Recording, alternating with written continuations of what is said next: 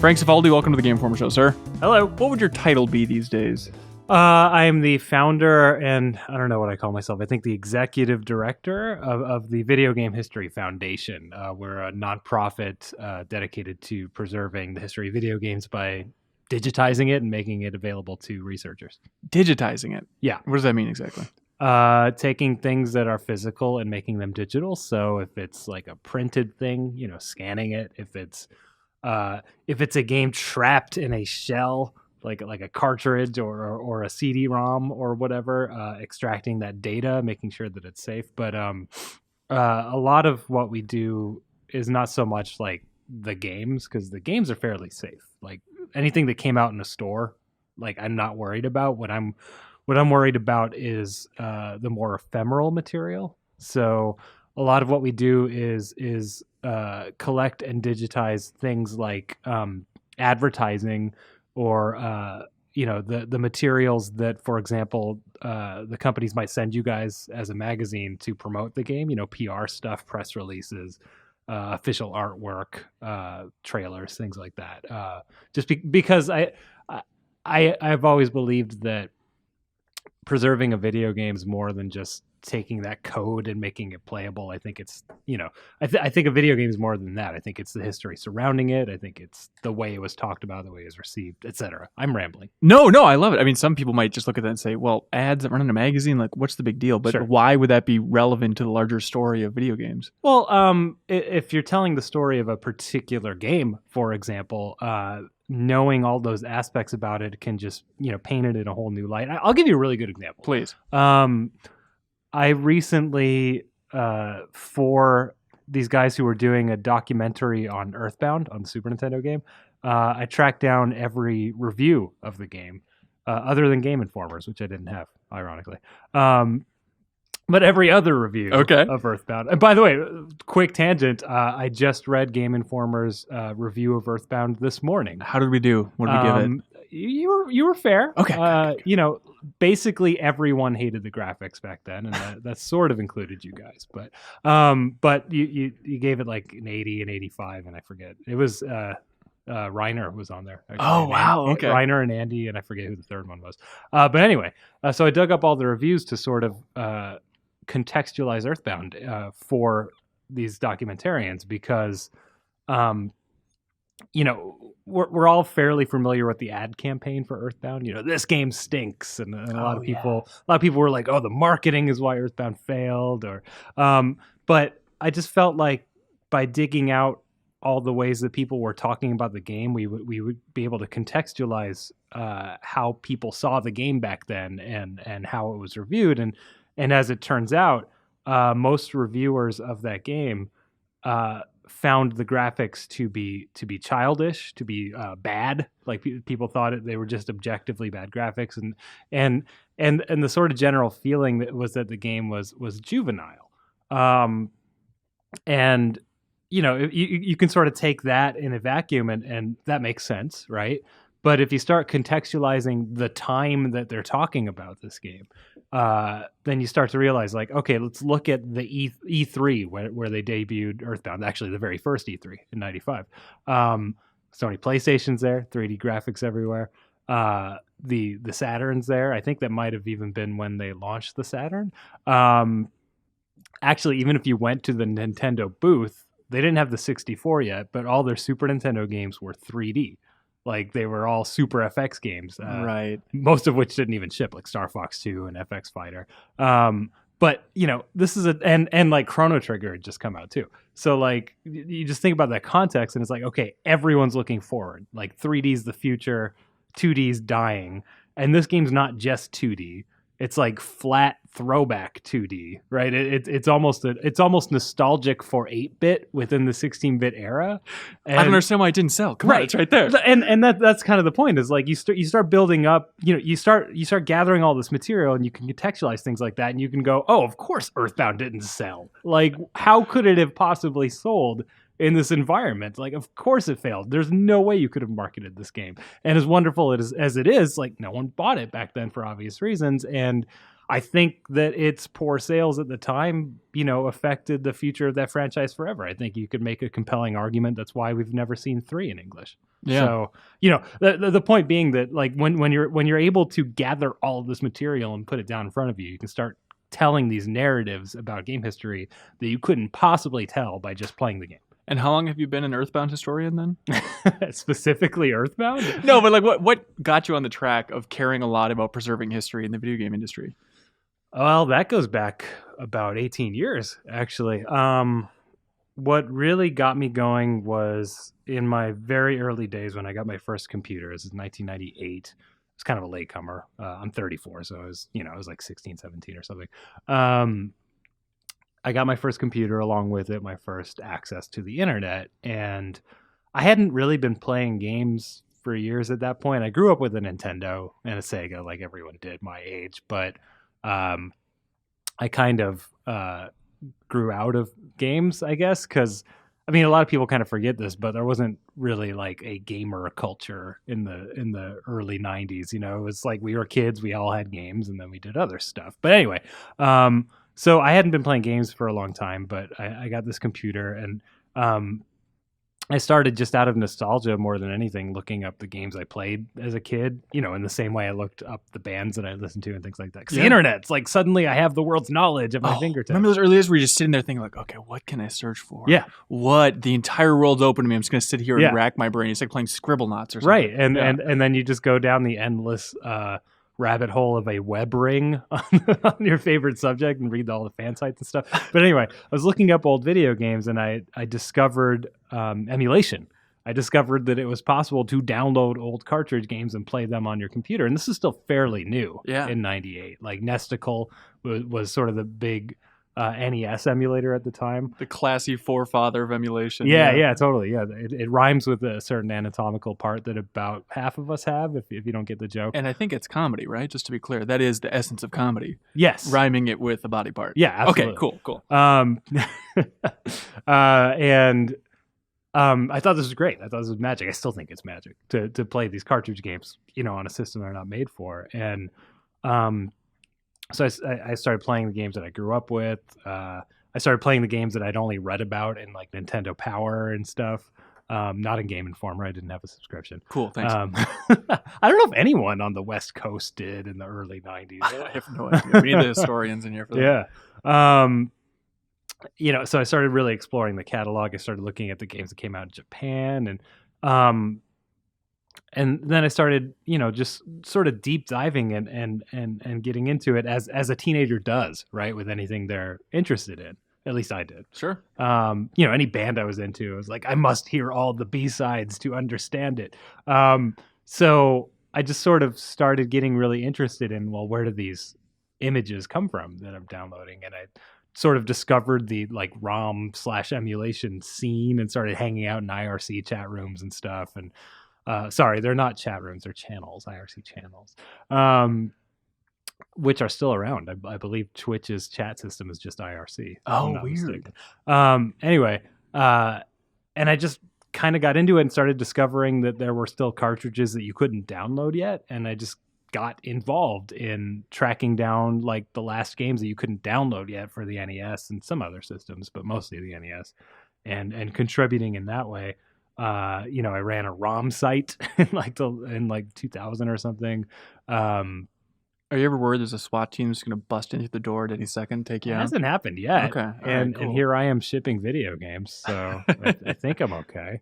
The only time I ever got anything was like on that ROM site in the year 2000, 17 years ago. I had like a bootleg version of Super Mario where you could swim in the air. Like it's just some random, Taiwanese or something like bootleg of Mario. And I got a letter from like some group that represented Nintendo asking me to take that specific ROM down. It's like, all right. That's not the way Mario I don't care. It's already out there. Does it come from a collector culture and vibe within you then to just preserve naturally? Well, I was going to say at the time, I think maybe it did. Okay. Right? Like I think that because I also, as I was getting into this stuff, I also started to appreciate the physical form of these games too, and started collecting NES games for a while. And I think it kind of started that way. Just like I said, that sort of. I've always been the sort of person where if I'm interested in something, I want to deep dive and go all the way. And I think at the time it was just I want all the ROMs to exist. Yeah. But I started, getting a little bit more serious about it, and I started thinking about like, okay, well, which games are actually, in danger of maybe disappearing if someone doesn't act on them, and I, identified that there were games that never actually came out but still existed, maybe in like one cartridge in someone's garage or something. And I started focusing on unreleased games. I started a website called Lost Levels in 2003 that was, I still think, the first website specifically about unshipped games. And what I started doing there was not just tracking them down, but trying to find the people who made them. And I started to understand that, like, this is history that could be lost. It's not just, collecting games digitally. It's like actually finding history that might disappear if someone doesn't care to find it and tell its story. And so I started doing that, and it really just kind of blossomed from there. I soon entered the actual video game industry, starting in 2004, 2005, something like that. As a journalist, I was at a company called GameTap. We did a games on demand service that was kind of like, you remember that? I see. Sounds vaguely familiar. Yeah. That was cool, actually. That was a cool product. That was Charter Broadcasting, and we had it was basically like Netflix is now, but for video games, and in 2005. So that's awesome. Or 2006 or something. It was ahead of its time. I think it'd still be ahead of its time. We charged like $10, and you could play 1,000 games as much as you want. It was crazy. Why didn't you people? Game time is the future. But anyway, like, and I worked in the industry, producer of games, journalist, editor. But I've always sort of on the side, nights and weekends, been documenting, preserving, scanning, video game history of all kinds, just because it's just always kind of been my cause. I mean, I don't know how much you look to other industries, but you always hear so many horror stories about the world of silent film. And I don't know if you know that exact percentage. It's a crazy amount. I believe it's 80% of the films made before 1930 in America are lost forever. Do you think about that all the time? Do you just wake up, like, don't wake daddy in the middle of the night? Like, oh, we're going to lose other video games just like those silent films. Absolutely. Yeah.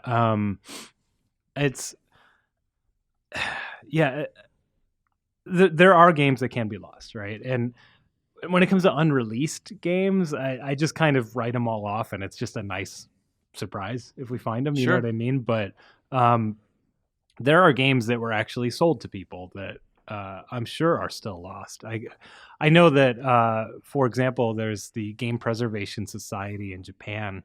It's kind of a Japanese version of what I'm doing, really. One of my inspirations, honestly. And Joseph, who runs that, he's been focusing on games for Japanese computers of the 80s and 90s, of which like half of them have not been tracked down.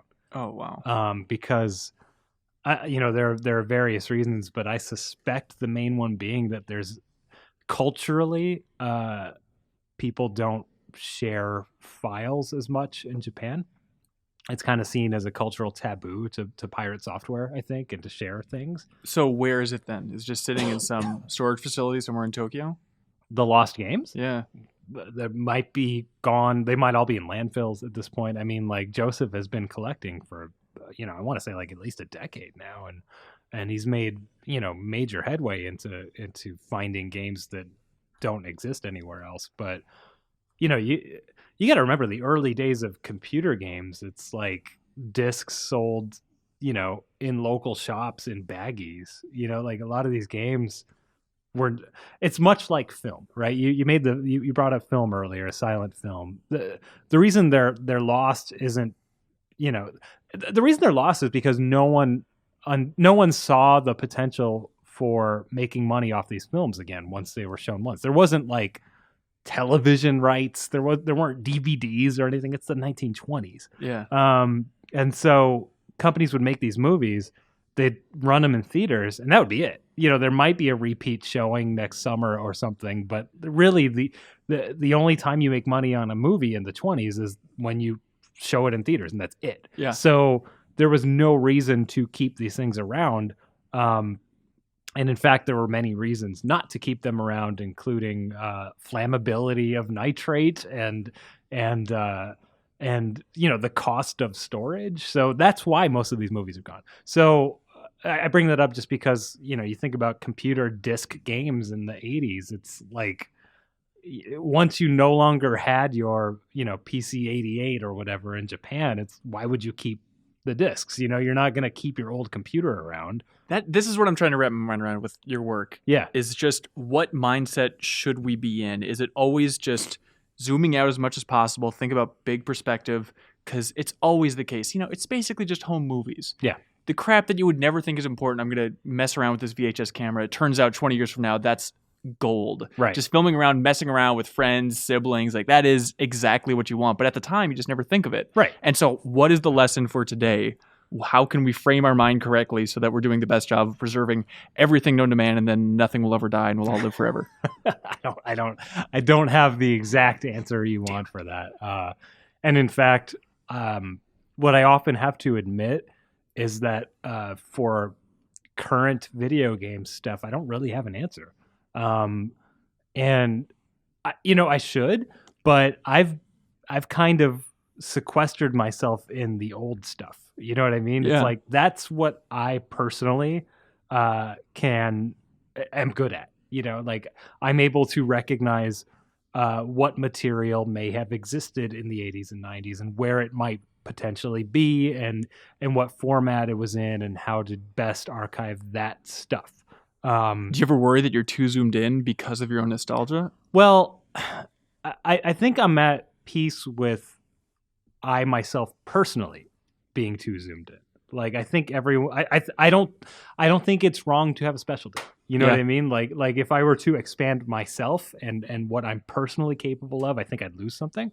But in terms of my company, the Video Game History Foundation, that is a major weakness of ours right now. Is that we're a one employee company, which is me. We're only a few months old now. I'm going to expand this. This will live beyond me. I will have other people. But right now it's just me. And I am only really specialized in my sort of zoomed in window. But yes, as a company, we absolutely need to figure this out. And it's something, we get asked all the time, like, what should we be doing? Yeah. What are the best practices? I get asked about, delisted digital games all the time and what do we do to save these? And I don't really have a good answer. I'm not too worried about, for example, delisted console games, right?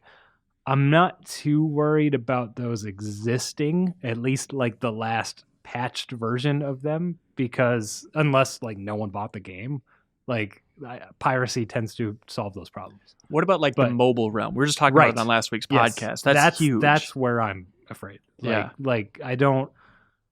There's the volume is just incredible of mobile games. I have not yet seen a piracy group that's really, really dedicated to like scraping every iOS release that comes out or whatever. And even if you did, it's like, what about the content that's tied to server calls, like buying in-game items and things like that. And even if you like had a copy of most, if not all mobile games, it's like, is it the last one? Or like, what about all the updates that came to that game? And the example I often use about digital game stuff that I'm concerned about is, I'll just propose a question to you. How do we preserve Farmville? Right. It's like that simple, that question. And nobody has an answer. There is no answer. Like Farmville, you could, in theory, replicate all the game mechanics and the engine and stuff and take it offline and be able to play a facsimile of Farmville. But like, there's so many questions, like, which version? The first one? The last one? Something in the middle? Like this is a game that gets updated, I don't know anymore, but at one point daily. They were tweaking numbers sort of on the fly to get as much money as they could out of you because they were evil. But like, there is no definitive, this is the Farmville. And I think it's super easy. Thing. Totally. And for like listeners to be like, well, it's mobile games. They're all garbage. Farmville, who cares? But you have to understand, this is the exact perspective people had in the 80s in Yeah, Tokyo, you know? Absolutely, yeah. And like, well, and the reason I do Farmville specifically is because even if you hate that game, inherently you understand, well, like all those social games, like that year or two where social games on Facebook was a huge thing, like that was the definitive social game. Yeah. And you know, if we have no solid record of that one, then what about the rest? You Right. know, so like Historians are going to be looking at crappy cell phone footage, off-screen camera from you know, Right. some 34-year-old, like just have no idea what to do. So what, like, do you talk to other companies, to video game companies? What's the level of preservation? Would you ever reach out to a Zynga and ask Sure. about this kind of thing? I mean, yes, I would. I'm, you know, we're just too tied up with our current backlog right now, but Yeah. that is definitely what I want the Video Game History Foundation to be. You know, I want us to figure out the best practices, to work with companies to, you know, if not directly archive their history for them, help them to, you know, because it's not often seen as cost effective. I think that's starting to change now because I think that we're finally in this ecosystem where it makes sense to keep republishing and porting your games because system architectures are sort of convening in a way where like it's, you know, like especially if you have a Unity game or something, right? Like it's not it's still difficult to maintain that code base, and you know, Unity updates and things break or whatever, but like it's easier now than it was to, like, you know, take a Dreamcast, you know, build and try to port that to something. It just doesn't work. Like so I think companies are getting better about maintaining archives of the games that they make because I think they understand there is a commercial potential. Much like the film industry back then, right? Totally. It's like we're finally understanding that you can continue making money on these games. Well, look at like your work with Capcom recently. Do you want to talk about that? Like Mega Man Legacy Collection, and you also worked on Disney Afternoon I did. Collection as well. Yeah. You feel like Capcom gets it financially or philosophically? Yeah. And just a quick caveat that is sort of my side gig. That's not the Video Game History Foundation. That is my work at Digital Eclipse, which is what I was doing before I founded this, and I'm still working with them contractually. Okay. But everything I do is about saving history, even if it's commercial. Yeah. I mean, there's beautiful scans and stuff in those games. We just talked about it recently on the podcast. Yeah. Great DuckTales art. Oh yeah, I tracked that down to an art collector who had those. That's the kind of person you need on these projects to like find that stuff. Not the hack Tim Turry. He doesn't know what the hell to do. Former co-host of the show, in case you were familiar. No, Tim's great. But I mean, Capcom just doesn't have some of this stuff. Like they had some of it, but like I had to go like be an archivist and go find this stuff. And but what was the question about? I just, with companies, it's just this. Oh, sure. They're so focused on moving forward. They're all working their asses off to get the next release out.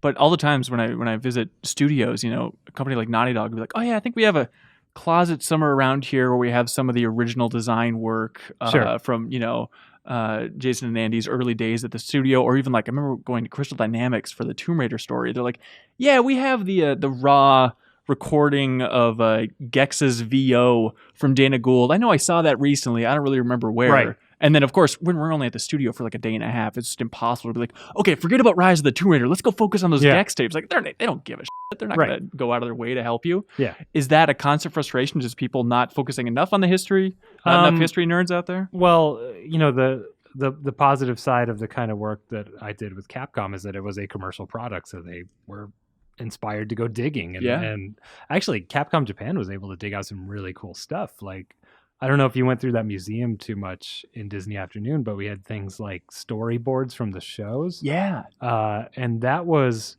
all material that was sent to Capcom Japan back then for reference that they still had in file folders. And they like scanned them all for us, which was really cool. So that was great, you know, and the question, like, do companies like care? I think they all, in theory, care, but you know, a company's a company, and time is money, and you know, if if you can't make sense of making some of your old material into a profitable product, I think it's very difficult to expend any energy into it. That said, the kind of work we do at Digital Eclipse, what we're trying to prove out is that it actually doesn't cost that much to get these older games running, especially with our tech, because our tech is very specifically designed to be extremely portable. The whole sell to companies like Capcom and our other partners is that once we've gotten the games working on our tech, it's not going to be that hard to get it working on PlayStation 5 or whatever. Just call us and we'll probably have a prototype running in like a week. How often are companies just using going back to those old pirated ROMs as the best way to source these old games? Is that a pretty common thing? Well, the only announced projects we've had have been with Capcom, and at least with Capcom, they had a ROM archive. Oh, cool. That they were able to send to us digitally. I don't imagine that those were downloaded off the internet, but I don't know. Sure.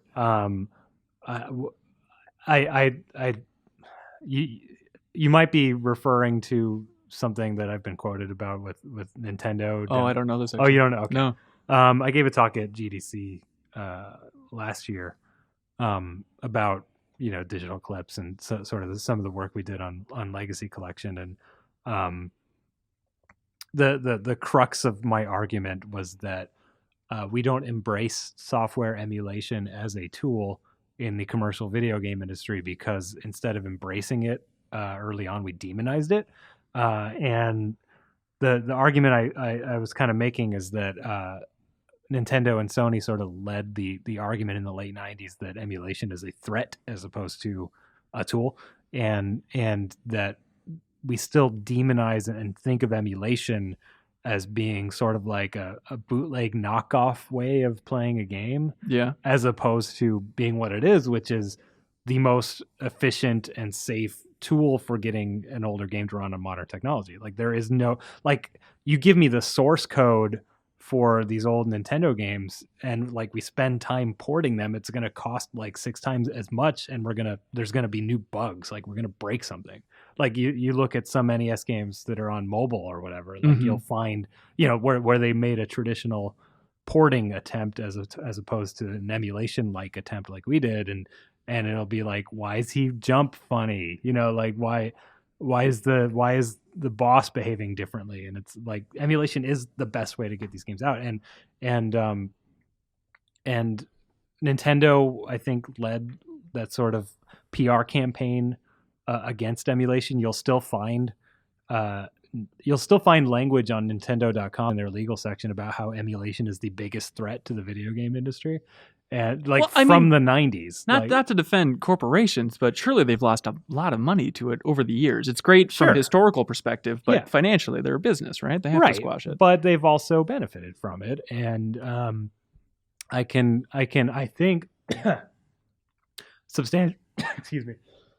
Oh no. Nintendo got one with the rice, and I'm sorry everybody. Frank's dying. Virtual console games on the Wii, that's emulation. Like Virtual Console is emulation, which is fine. But they've benefited from emulation while still calling it a major threat. And yes, companies theoretically may have lost money because, but it's like, it's blaming the tool as opposed to the behavior, right? It's like, emulation is a technology. It would be like, I don't know, blaming like Windows for piracy. It's just a way of running code. Sure. I think when you say that, you're confusing emulation, the technology, with emulation-based software piracy. Those are two different things. One is a tool, and one is a behavior. And I think that the video game industry has benefited greatly from the tool, and that consumers don't understand the tool because of the demonization of emulation. ROMs don't kill people. No. Okay. Got it. Hey, just to zoom out for a second here. You hear so many stories, if you're a history nerd, about just people attempting throughout history too early to preserve stuff. People trying to restore a painting from the 1300s in the 1800s and just blowing it because they don't know what the hell they're doing. Yeah. Is there any world or any aspect of your world now where you think about that? Like, are we preserving this stuff too soon? And when it comes to just code, I guess it can never be too soon. But do you ever zoom out that big and just think about, what flaws is this strategy going to have in 40 years? Yeah. I think about that a lot with what happens a lot the internet has a tremendous backlog problem, right? Like most of our history is still not on the internet because it's contained in mediums that aren't digital friendly, like paper. And what I kind of think about a lot is that there have been, for example, old video game magazines have been scanned and are on the internet.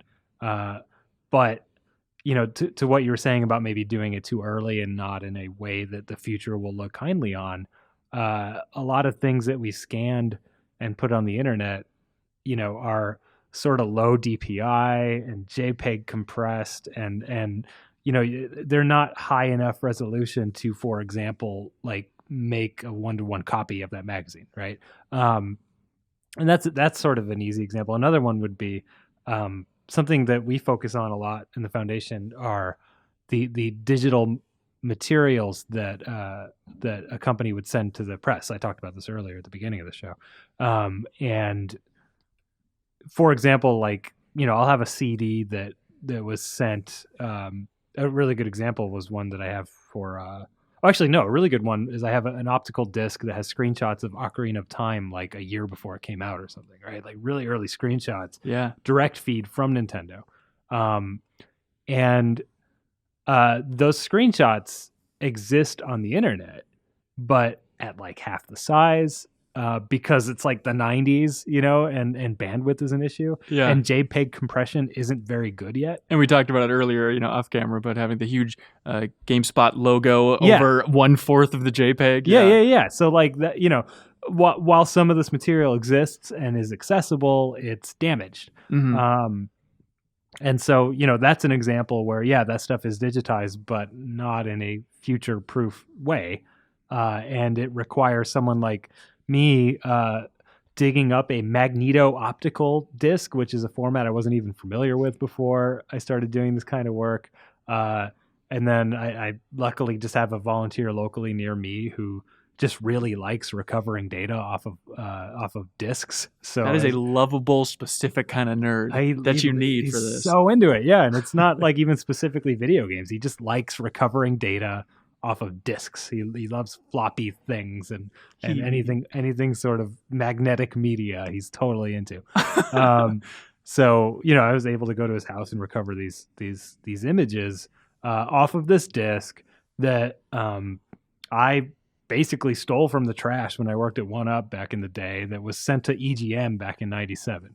And it takes someone like me digging through the trash and then like recovering off of obscure formats to recover these like lossless direct feed images. And anyway, it's a very long way of saying that I think in particular, anything that involves sort of encoding, is never future thinking, I think. Right? Interesting. Okay. Like you work in video. Yeah. Right. I don't know if you shoot at 4K and like downscale to 1080p or whatever, but you know what I mean? Like you can see that happening all the time. I'm sure, yeah. Right. And like encoding to a lossy format that, like when we're all on 4K TVs in a couple years, where's that original footage? Like, can we get a clean version of that now? Or did we just encode it to our target at that time? Yeah.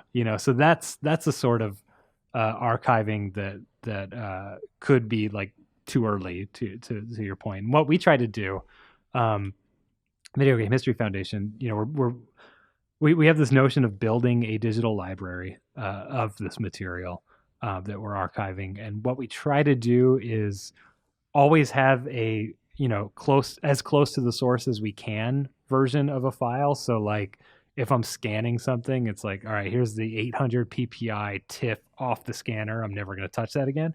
But then we also have the like the version that's actually like published and viewable. Yeah.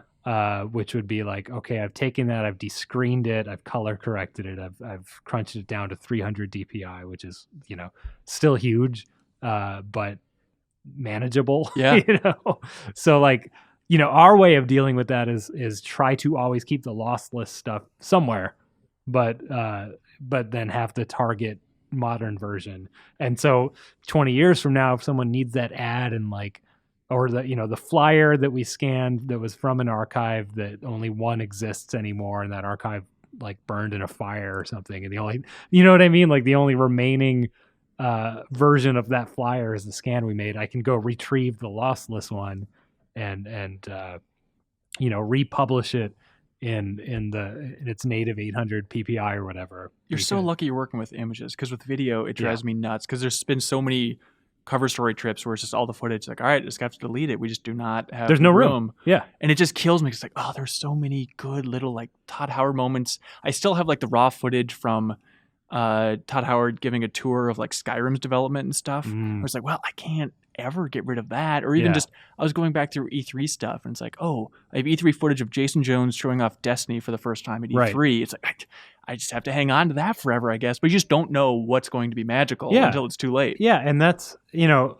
if anything, that's what scares me most, is just how completely digital we are now, and how, you know, that sounds ideal, right? But it's not, because, you know, back in the day, the you're never gonna get higher quality than your master like film, right? And the film can be stored, and it doesn't cost anything except the space that it inhabits, right? But digital HD video, lossless, like, we're gigs, right? Yeah. It's huge. And you know, there's no like, you know, taking that tape and putting it somewhere. I mean, you could start storing on tape backups, but it's so costly. Even a hard drive, it's like, oh, it's gonna fail any second. Yeah. And so that stuff scares me. And you know, it's not just you, it's almost all of this raw video material that's being taken. You know, I read an article recently about like how storage of video like in the film industry is becoming a real problem, and how, you know, for even some really huge, big budget, popular movies, they're doing what you're doing, which is like, well, we have all this raw footage of the shooting, and because it's digital now, you know, as opposed to back in the old days, they'll just keep the camera going. Yeah, you know what I mean? They'll just keep filming all day because they might accidentally catch something cool. Yeah, right? For sure. But back in the day, of course, they'd have to conserve film because film's really expensive, so they have to, you know, do the next take and roll camera, right? But like now they just keep filming, and they just have to call, you know, when it comes time to archive the movie, it's like, well, we have like a petabyte of footage that costs money to store, that we're storing in a format that will be obsolete in 4 years, you know, like, and it's just, and their mindset's like, well, we made a couple crappy dev diaries, made some Yahoo trailers behind the scenes, that's enough, let's move on. And it's like, oh nope, now it's just forever stamped in this terrible format. Yeah, totally. I mean, you've probably gotten Blu-rays that have bonus features from the DVD, right? And so they're still like in standard def. Yeah, you know, and that happens all the time, and that's just going to continue happening, because I think once they've mastered these sort of, like, I'm not too worried about, well, for some movies we're going to lose the master of the movie, period. But you know, for a lot of them, I'm not too worried about those. But like the special features and behind the scenes stuff, like, I think all we're gonna have of that material for movies of the last like 20 years is whatever they mastered into bonus material. Yeah. You know, like I fear for many movies for being able to go back and make new extra materials. Mm-hmm. Now that it's 20 years later and we know what kinds of things people care about with this movie, so we can dig that stuff up instead of the things that marketing wanted us to show. Totally. Back then. You know what I mean? Like, Jurassic Park's my favorite movie of all time. I'm very dorky with it. It's like, I've seen every making of Jurassic Park. You understand the beats. Like, okay, I understand they're going to show some skeletons. Yeah. James Earl Jones is going to walk to this museum or whatever. But then I just found this video on YouTube. I don't know who put it up, where it's from, but it's just like 15 minutes of just raw on-set footage of Spielberg directing them, like when they're coming out of the visitor center and getting into the cars for the first time. Like, this is the best I've ever seen. Yeah. and it's never going to be put on a DVD. No. I don't know where it's going to be stored other than now on YouTube at 240p. Right. Yeah, Ugh, and it drives me if you nuts. don't grab that, then it might actually disappear from YouTube, and you'll never know where it came from, where the source was, and yeah. So that's something that we all experience in game development too. I mean, like once a game is done and you've maybe archived the source code, it's like art assets that go into a game often start off much larger and then are crunched down to fit on the disc. Yeah. Right? Or, I mean, we don't, I guess we still ship discs sometimes. We don't, but you know what I mean? Like that original art gets crunched down. And then when we archive the source code into a giant ass zip, it's probably going to be that crunched down art and not the source art. And that source art, it's not like we intentionally go, throw it away. It's just data kind of degrades. And I don't mean like it literally degrades. I mean like, I get a new computer and forget to back that up, or you know what I mean? Mm-hmm. Like it's just. So what's the takeaway here? Because I've heard the theory of, hey, everybody, steal stuff from work. Yeah, that's going to be important if you're in the video game industry. That's my pal Jason Scott. Steal from work. Okay, yeah. That's his mantra. Yeah. I think the takeaway is that history is going to get lost, and you have to live with it. That's just the ephemeral nature of things. Like of life and. So you just have like a thimble that you're dipping into the waterfall here just to try and save whatever you can. Yeah, I think that's a fair assessment. And the struggle of the archivist is saving as much as we can, because we can never predict what people will care about in the future, but also identifying the things that we know people are going to care about, you know what I mean, and saving that while we still can. And I mean, that's kind of an eternal struggle for me. I'm here. We haven't even talked about why I'm here, but I wanted to get at it because it seems like the complete opposite of steal stuff from work. Yeah. Very few things have been stolen from Game Informer, and there is a large stockpile. And so why are you here? Well, okay, Game Informer is in the world of video game magazines, all two of them. Game Informer is such a unique situation in that, Andy and Reiner have been here forever. Right. They don't go home at night either. Right. Yeah. Just wander the halls. But I mean, it's like Andy's been here since the magazine started in 91. Really, he was at Funko in the late 80s. Mm-hmm. Like he goes that far back. He's always been here. And he's always understood this stuff's important. And he's always just kept it somewhere. Like you've always had a procedure for like builds of games or for art discs, which is like it goes here when you're done and it gets filed away. Right. And it's such a unique situation. Like there is no other video game magazine that I can think of that had an editor for 10 years, let alone like 26 or whatever.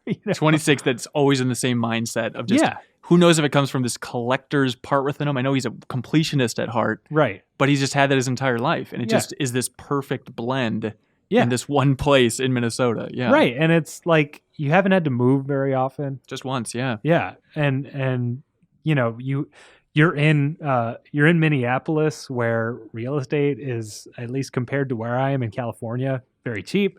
So you can afford to have 3 closets full of stuff, that you just keep piling things into. That'd normally be a bedroom for 6, you're saying? Right. Okay. Like the room that's nothing but Rock Band and Guitar Hero drum sets. Like you can have that here. Come to Minnesota, everybody.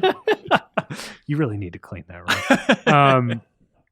No, I'm not exaggerating, right? There's a room that's just drum sets. Yeah. You can walk like lily pads across this entire room and just drum sets. But like, because of that situation, almost everything that was ever here is still here, right? Yeah.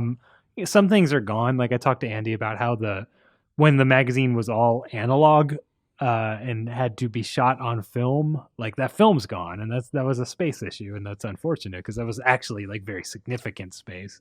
But almost any like review build that came in, any like PR art disc that came in, your production files starting in the like mid 90s, like all of those are all still in house because you've had the same leadership forever, and you don't have a culture where it even makes sense to take stuff home because because I think you just company culture wise, you all understand that this stuff gets filed away. This is our heritage. It stays here. Yeah. And so it's like I've been here for this is my 8th day in office, just trying to make sense of the archive, and it's just endless. There's like 35 millimeter photos from CES in like 94 that I found. There's like I was going through your file cabinets, which had to be drilled open and had been sealed since the 90s. Like, therefore, you imagine something's great in there, and then we open it up. It's a bunch of Tiger handheld art. It's every press release that was sent when those were actually mailed on paper. You know? And it's actually what I was expecting. And that's good. Great. Okay. There's great information in these press releases that you don't get anywhere else. And what I like about them as someone who occasionally can be called an historian, who writes historical articles, that tracks down data and information. It's like these press releases, people might have covered that news story back then, but I now have the primary source. Right. As opposed to the secondary, as opposed to the report of that story. I now have that story that was sent by the publisher. And so, when magazines like make mistakes or assumptions about the news or don't quite report it right, it's like I now have the primary source of that information. That's gold if you're writing a story. And so what you're doing here is Andy's interested in preservation. You're interested in preservation. Yeah. And so my sense of it, I've been filming you along the way. I don't know if you've noticed how I've interrupted you with the camera every now and then. Oh, that was you. Yeah, that was me behind that camera. So we're filming this because I think it's a fascinating process, but you're just trying to get a lay of the land, right? Yeah, I mean, this trip, I booked 8 in-office days. And by the way, like, I should just say how thankful I am that I'm in this position where, I have this 501c3 nonprofit that is fundraising, and that, I've been able to, with my patrons, fundraise enough to just travel to Minneapolis and scope out Game Informer for almost 2 weeks, just to figure out how to help you guys with your problem. And I mean, that's why I started a nonprofit, is because, I was doing this kind of work just as Frank Cifaldi forever. But now that I'm the Video Game History Foundation, we can just sort of like take on these bigger projects. But yes, like my goal this trip is to get the lay of the land, to figure out the extent of your problem. Keep saying problem, Frank. I think we're all insulted. Well, the problem is that this data is locked away on temporary material that will die. Like, a Sega CD preview build on a CDR from 1993. CDRs have an expected shelf life of like 20 years or something like that. Like, there are probably dead games in there. Like that is a problem. That's what I mean when I say problem. Gotcha. Or like I'm dealing with EPROMs right now. Some of those are probably dead. Let's hope for the best. But yeah, that's what I mean when I say you have a problem. So I'm here, this trip, I spent like 6 straight days or something like that, just taking things out of unwieldy boxes and putting them in good boxes. And I mean, you'll probably publish photos when I'm done, but like that storage closet, it's just stacked with like the banker's boxes now. Yeah. That I've sort of labeled so that I can go, okay, we have, 12 boxes of unsorted CD shaped things, because that's the extent of the filing I can do. And the time I'm here is just like stuff the boxes. And I can start, my homework can sort of be estimating, what that work would entail to archive everything, which, by the way, I literally think is impossible. Like I just... Oh, really? We're talking like 10,000 plus discs, like So you're saying you're lazy, Frank? It's possible eventually, but the workload is such that like, I think you have to start thinking about other solutions like physically, organizing and putting the discs into safer storage than the banker's boxes that I crammed them in, but yeah, I mean, my homework is to sort of assess what the workload is and I think make recommendations and ultimately have a return trip, if not several. if not, move to Minneapolis. I don't know.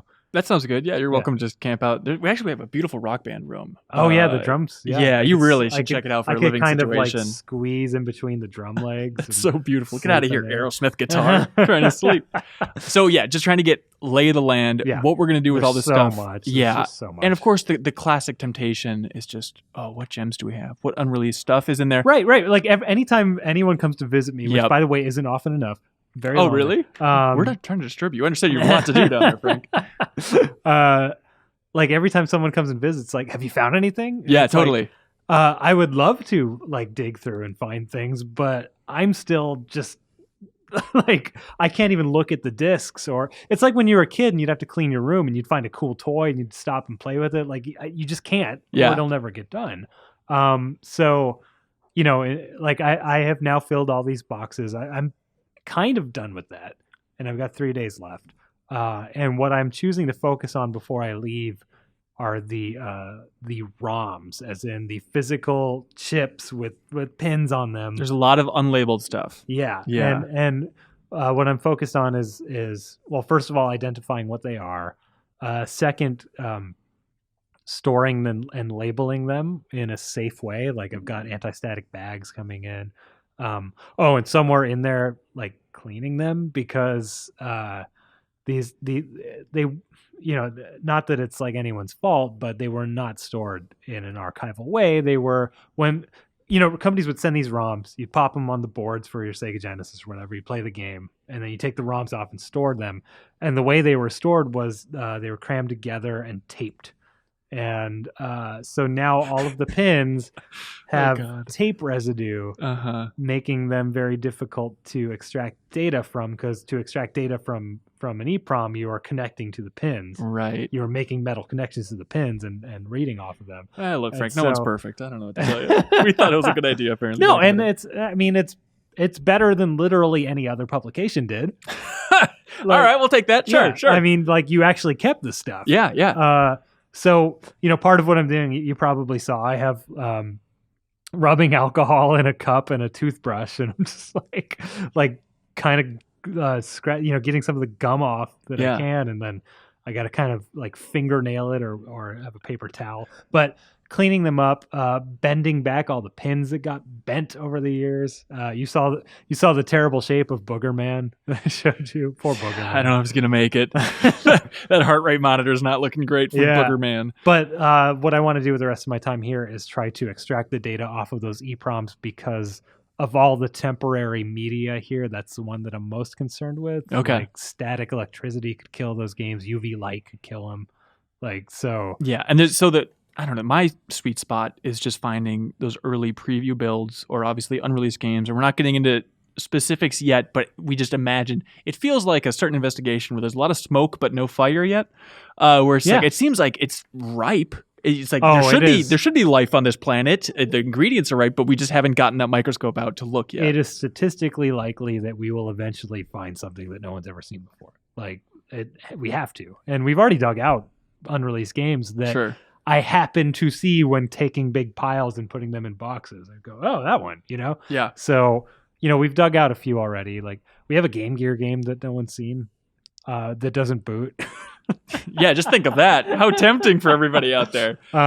So we will definitely, we hope to do stuff with that. Like, I'm definitely filming the entire process because I really care about this topic. And then that Game Gear game, it's like, I got to talk to Andy, and that might be me taking that with me and like, desoldering the ROM. There's a ton of details until we can eventually, pull this curtain back. But I'm really excited to keep working with you and have the big reveal at some point. I mean, I'll definitely be back.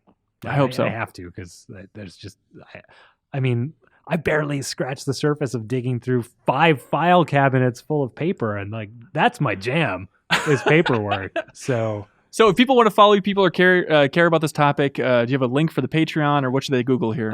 So our website is gamehistory.org. If you are able to donate some money so that we can do things like this Game Informer trip, we'll probably be doing a separate fundraiser for a return trip. But if you're able to, and if you want to join our Patreon community and sort of get in on our Discord and stuff, our donate page is gamehistory.org/donate.